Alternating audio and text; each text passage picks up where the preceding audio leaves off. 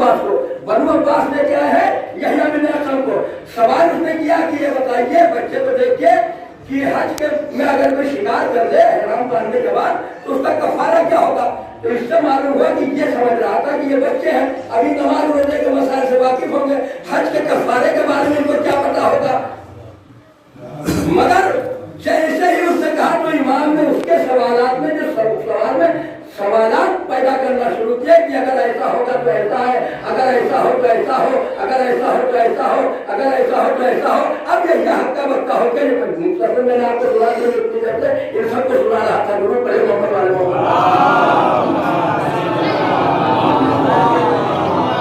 अब इमाम ने कहा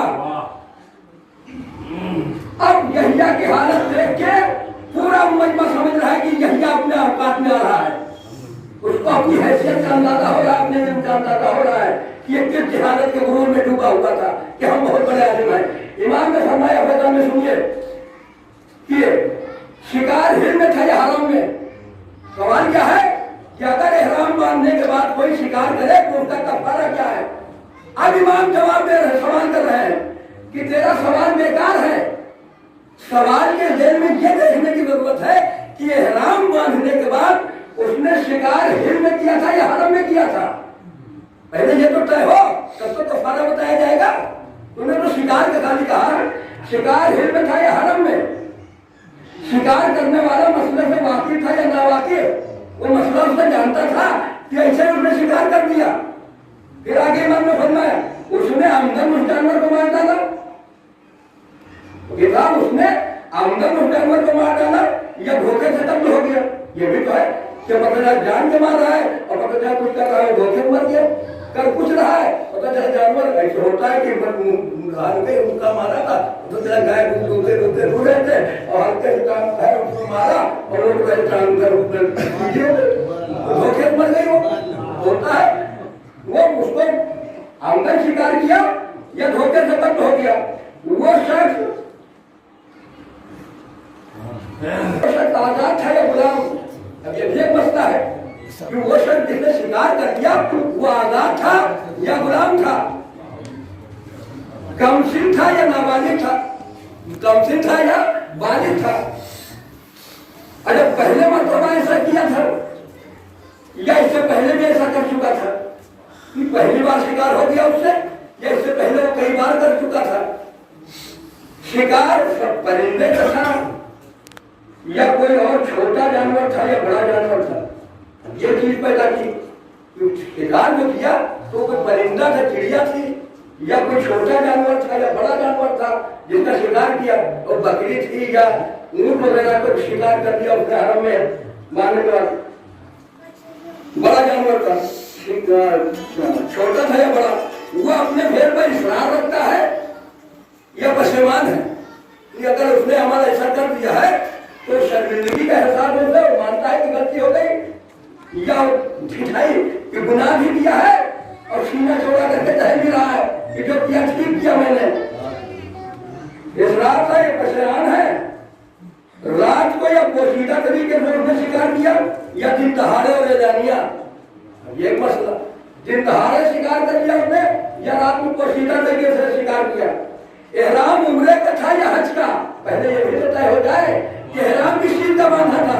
तुमने तो एक ही सवाल किया कि एहराम बांधने के बाद कोई आदमी शिकार कर ले तो कफारा क्या है।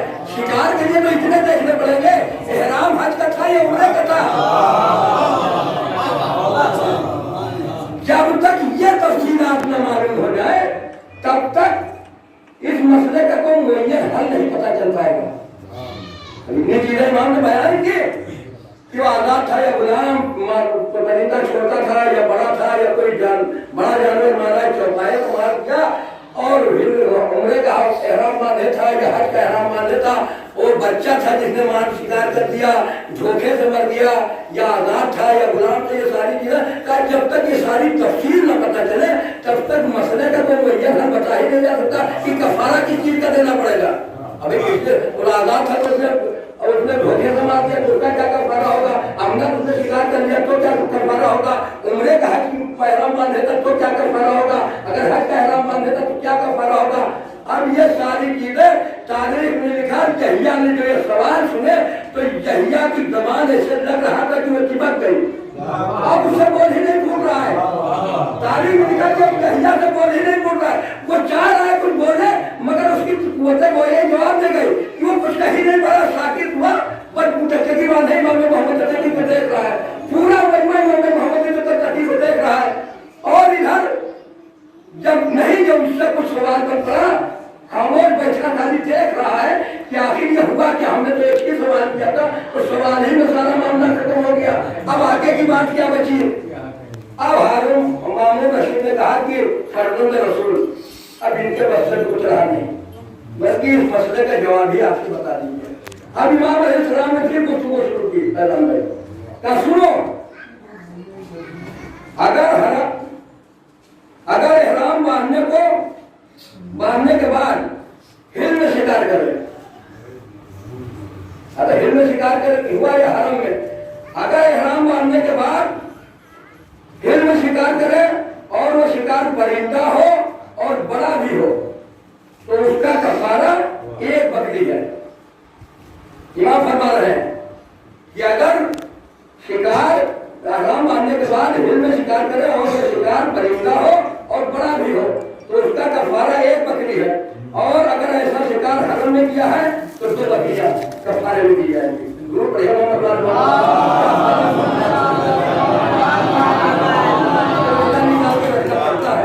अगर हिल में किया है तो 1 बकरी, अगर हरम में किया है तो 2 बकरियां। और अगर किसी छोटे परिंदे को हिल में शिकार किया तो दुम्बे का एक बच्चा जो अपनी माँ का दूध छोड़ चुका हो। अगर हिल में किया है परिंदे का छोटे का तो दुम्बे का एक बच्चा जो अपनी माँ का दूध छोड़ चुका हो, कफारा देगा।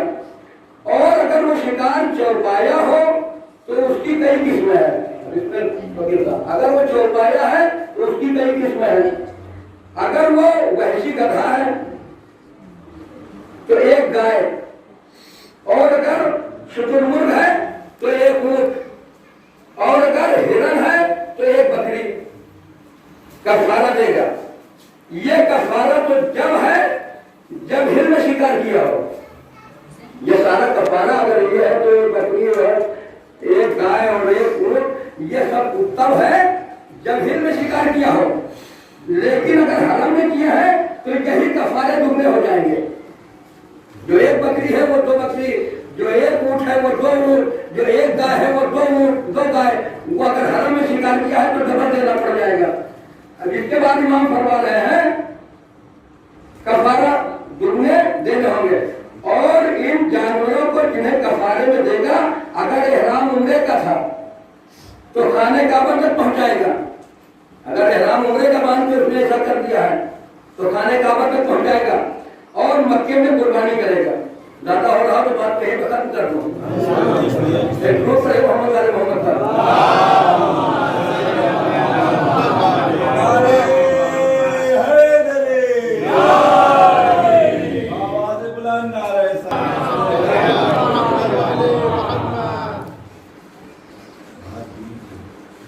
जानवरों को जिन्हें कफारे में देगा, अगर इहराम उम्रे का है तो खाने काबा तक पहुंचाएगा और मक्के में कुर्बानी करेगा। और अगर इहराम हज का है, हज का था तो मीना में कुर्बानी करेगा ले जाके। अगर इहराम हज का था तो मीना में कुर्बानी करेगा। और उन कफारों में आलिम और जाहिल दोनों बराबर है। चाहे वो शिकार आलिम ने किया हो, कफारा उसे भी देना होगा, किसी जाहिल ने किया हो उसे भी कफारा देना पड़ेगा। और इरादे से अगर शिकार करने में कफारा देने, इरादे से शिकार करने में कफारा देने के अधिकार भी होगा। अगर उसने इरादतन ऐसा किया जानबूझ के तो कफारा भी देगा और गुनहगार भी होगा। हाँ, भूलने से शिकार करने में कोई गुनाह नहीं है। अगर भूल ऐसे हो गया झटके में तो उसमें उसको कफारा तो दे देगा मगर गुनाह ना होगा। में कोई गुनाह नहीं।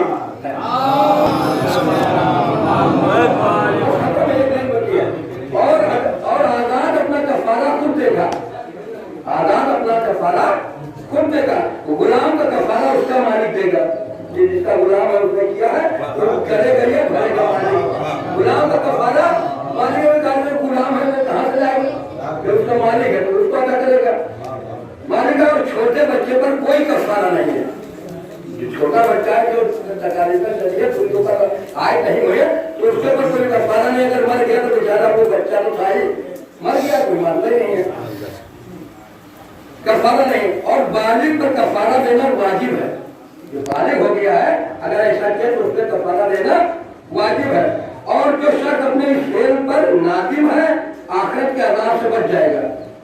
जिसको शर्मिंदगी है क्या जो गलत हो, शिकार गलत हो गया उनसे हराम में हराम आने के बाद तो वो आखिरत के अज़ाब से बच जाएगा। लेकिन अगर इस फेल पर इकरार करेगा तो आखिरत में भी उस पर अज़ाब होगा।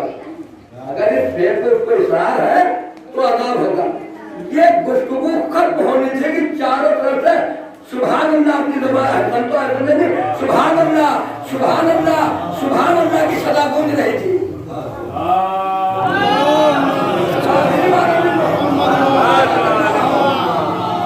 ये जब गुफ्तगू खत्म हुए अरमान भाई तब इमाम अलैहिस्सलाम मामून ये चाहता था कि यहिया को उसकी रुसवाई की हद तक पहुंचा के तभी छोड़े। उनका का फरमान मुनासिब हो तो आप कुछ सवाल करके देख लीजिए इनसे। अब यहिया अपने मुतालिब आप धोखे में था नहीं, उसको पता चल गया था मेरा मुकाबला कोई आम आदमी से नहीं है बल्कि इनसे बात पाना मेरे बस का काम है नहीं। और यहिया की इस हालत को पूरा महिमा महसूस कर रहा था कि यहिया बिल्कुल खामोश होकर अब ये अपने इल्म का इस अंदाजा हो गया है कि ये किस पानी कितने पानी में है। इमाम ने फरमाया क्या मैं भी कुछ सवाल पूछ सकता हूँ? अब यहिया ने पलट के जवाब दिया फरजंद रसूल आप जो चाहे सवाल पूछिए, अगर मुझे मालूम होगा तो जवाब दे दूंगा और नहीं मालूम होगा तो आपसे कुछ पूछ लूंगा।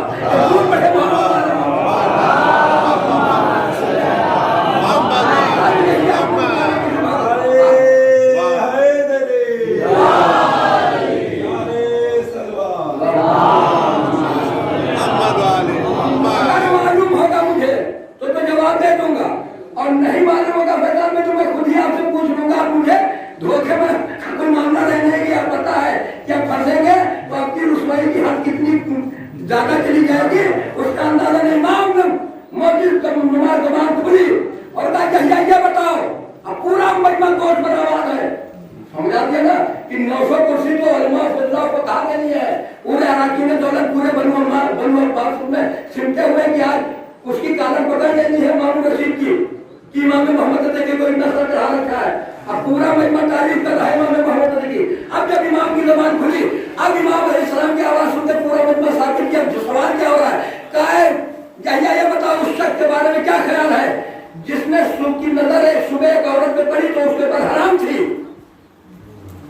सुबह एक औरत के ऊपर एक शख्स की नजर पड़ी अजनबी की, मतलब मेरी नजर किसी औरत पे पड़ी तो वो उसके लिए हराम थी।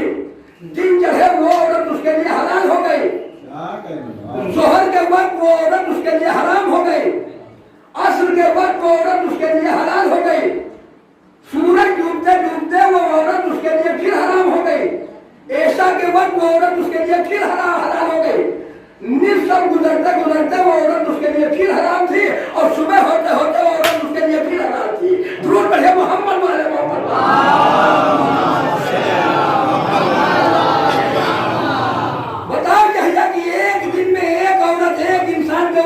इतनी मर्तबे कैसे हलाल और हराम होती रही।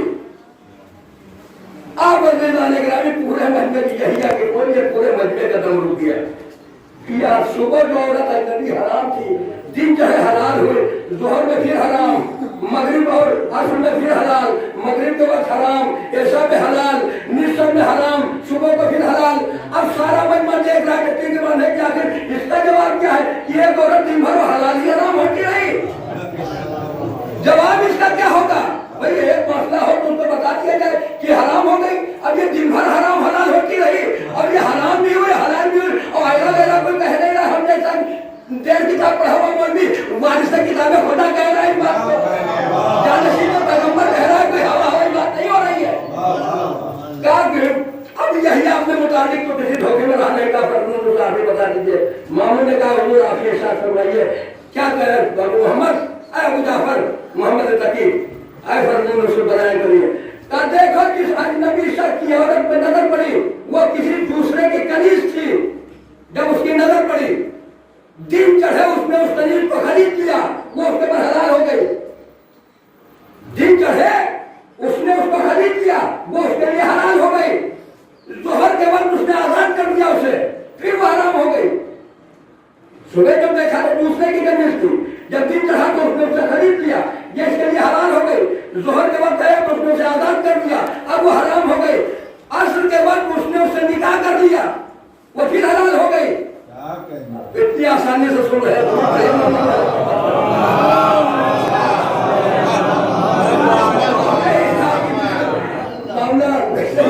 दरबारी वाला हुआ जा रहा है। बिल्कुल कहा कि सुबह को जब नजर पड़ी तो दूसरे की कनीज थी, दिन चाहे खरीदा, हलाल हो गई। जोहर के वक्त आजाद कर दिया, हराम। असर के वक्त उसने निकाह कर लिया, हलाल हो गई। मगरिब के वक्त लिहाज किया, लिहाज समझे, लिहाज का तरीका कि अपनी बीवी के लिए कह दिया कि तुम्हारी पुष्ट मेरी माँ की पुष्ट जैसी है, तुम्हारी या मेरी बहन की पुष्ट जैसी है, तो ये होता है लिहाज। तो उसका कफारा देना पड़ता है। अगर आपने नहीं दिया तो आप गुनहगार होंगे और वो बीवी आपके ऊपर जायज न रह जाएगी। आपकी अपनी बीवी अगर ऐसा कह दिया है तो आपके लिए हलाल नहीं रहेगी। तो कहा मगरिब के वक्त लिहाज किया, ऐसा वक्त मगरिब का इंतजार किया, वो हराम हो गई। ऐसा के वक्त उसने कफारा दे दिया, फिर हलाल हो गई। एक रूप बढ़े मोहम्मद ऐसा के वक्त कफारा दे दिया, फिर हलाल हो गई। नींद सब आते आते उसने चला के रजाई दे दिया, वो फिर हराम हो गई। सुबह होते होते रुजू कर लिया, फिर हलाल हो गई। रूप बढ़े मोहम्मद वाले मोहम्मद। इस तरह एक औरत दिन भर उस इंसान में हराम होती रही। अजीज़ान ग्रामी, ये सुनना था कि जाहिर सी बात है मामून रशीद को अपनी बात ऊंचा होने को खुशी थी। देखो मैं कहता था कि अबू मोहम्मद को तुम जो समझ रहे हो, ये दुनिया में, उसने खुद कहा ये दुनिया में इन्होंने है बात नहीं किया, बल्कि अल्लाह ने इन्हें दे के भेजा। और ये पैगम्बर के जानशीन है, खुद जबकि जानशीन का दावा कर रहा है। ये वर्षे पर सरगंदे रसूल हैं। उसके बाद बनु अब्बास जाहिर सी बात अपना समूह लगा के चले गए। यही कमालात थे जो आले मोहम्मद की दुनिया में शुरू बनी हुई थी, जिसका नतीजा करबला में आज 8 मुहर्रम लगा में हजारों करबला में आज हुसैन की उम्र टूट गई। जब अब्बास चलने लगे, इमाम ने के भटके से काटा, भारत को फिर लिखा, जनाब शकीला बच्चों के लिए इंतजार कर रही है, जब पानी आएगा। अब्बास मैदान की तरफ चले, क्या है बच्चे, अब्बास से दरिया खाली हो गया। जाने के बाद अब्बास ने पानी को भरा, पानी भरने के बाद आगा पलटना चाह रहे हैं। अब जब पलटने लगे तो लश्कर की हिम्मत नहीं है कि करीब आ जाए। दूर से तीरों की बारिश हो रही है, दूर से नेज़े मारे जा रहे हैं। आका अब्बास घोड़े को बढ़ाते हुए कहने की तरफ चल रहे हैं कि अपनी भतीजी से वादा करके आए हैं और अपने भतीजे के पास तक किसी तरह पानी अब्बास पहुंचा दे। किसी जालिम ने खजूर के दर से छिप के दाहिने हाथ व्यवहार किया, दाहिना हाथ करके गिरने लगा। अब्बास ने अलम को बाएं हाथ में पकड़ लिया, एक हाथी में नमक है अलम है। अब अदादारों किसी जालिम ने फिर छुप के वार किया, वाया सादा कलबा अलम जमीन पे अलम को और मश को अब्बास ने अपने दांतों से दबा लिया और तस्मे को दांतों से दबा के अपने सीने में रहवार कर के अब्बास शायद घोड़ों के ओर देके कि किसी तरह मेरे भतीजी तक पहुंच जाए। मैं अपने भतीजे से वादा करके आया हूँ कि मेरी भतीजी बहुत प्यासी है और भतीजी को चचा के वादे पे इतने एतबार है कि भतीजी कहने में सहारा देख रही है, बच्चों को दिलासा दे रही है कि मेरा चचा पानी ने लेके ले गया है, मैं तुम्हें पानी पिलाऊंगी। पिछले साल ने देखा का शेर की जान इसके जिस्म में नहीं बल्कि मश्क में है। तुम जब तक मश्क निशाना न बनाओगे तब तक अब्बास पे काबू न पाओगे। एक सनसनाता हो तीर आके मश्क पे लगा, पानी बहना शुरू हुआ। अब्बास की ताकत ने जवाब दे दिया, अब्बास ने घोड़ों को मेरा तीर चल रहा है, हाथ कट चुके हैं।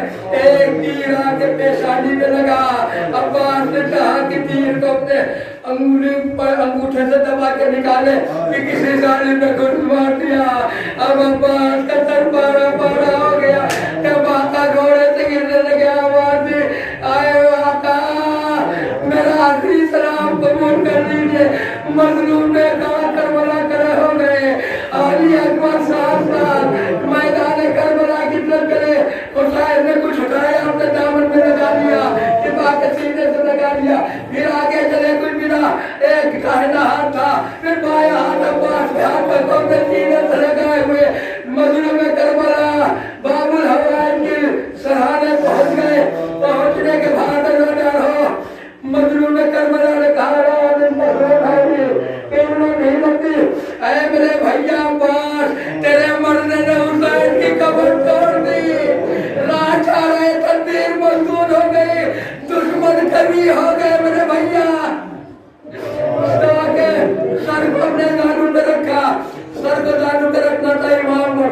आका अब्बास पे एहसास हुआ, सर को हटाना था। कहा नहीं मेरे भैया अब्बास, इस खिदमत से मुझे मौका दे दो। सर को दानू में रखा, देख रहे हैं, कहते हैं भैया, अरे भैया अब्बास कोई वसीयत हो तो बयान कर दो।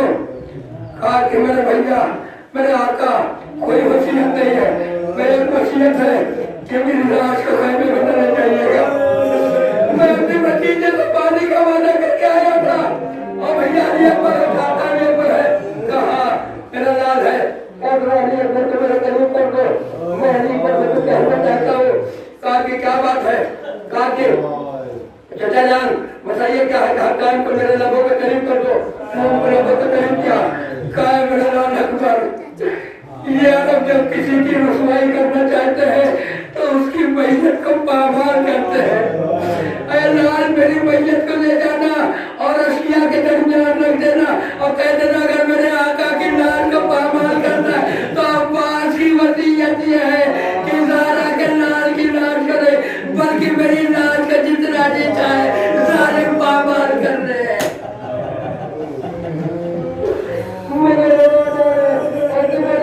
के लिए दुनिया में नहीं रहे कि चचा की वसीयत पूरी करते। कहा भैया आका एक वसीयत और ख्वाहिश है, तमन्ना है, बस कम कर दिया था। कहा कि आका एक और तमन्ना है। कहा मेरे भैया बात को क्या?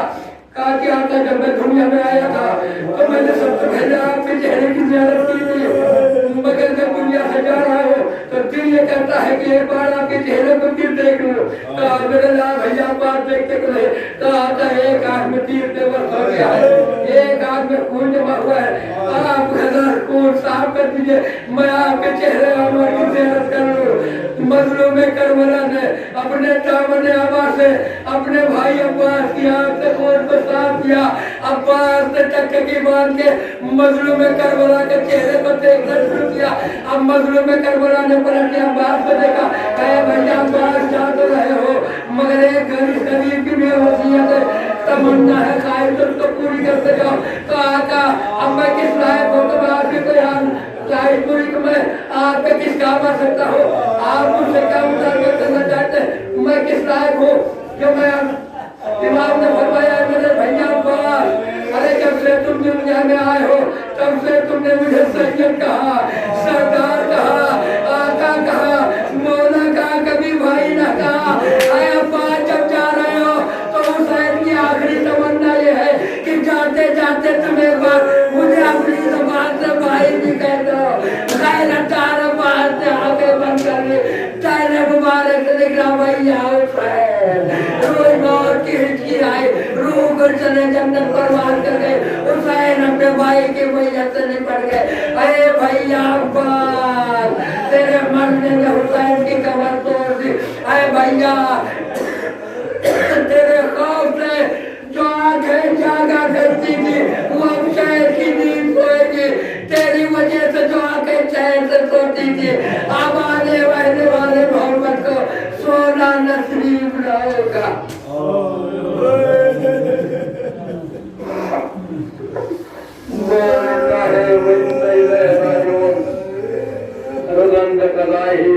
टीमल ने बोले मसे आ रहे